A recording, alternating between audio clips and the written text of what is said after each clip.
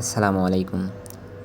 আজ আপনাদের দেখাচ্ছি ব্রিটিশ পিরিয়ডের চলা বাষ্পচালিত একটি ট্রেন এবং যুদ্ধের সময় যে বোমা নিক্ষেপ করা হয়েছিল তারই একটি অংশ।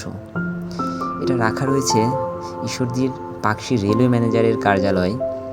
এখানে আসার জন্য আপনাদের নতুন রূপপুর স্টেশন থেকে আসা যাবে এবং অপর দিকে ইপিজেড মোড়ের এই রাস্তা দিয়ে আসতে পারবেন।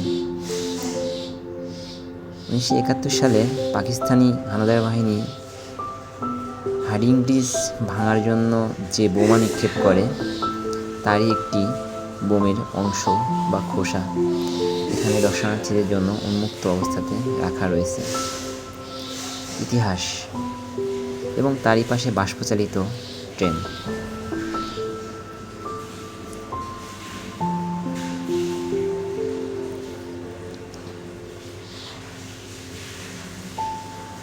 বাষ্পচালিত এই ট্রেনটি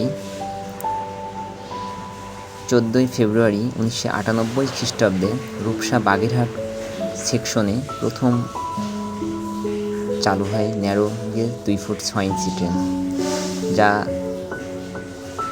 একটি বাষ্পচালিত ইঞ্জিন এবং প্রথম শ্রেণীর একটি কোচ সংযুক্ত। এখানে আসলেই কেন জানি মনটা ভালো হয়ে যায়।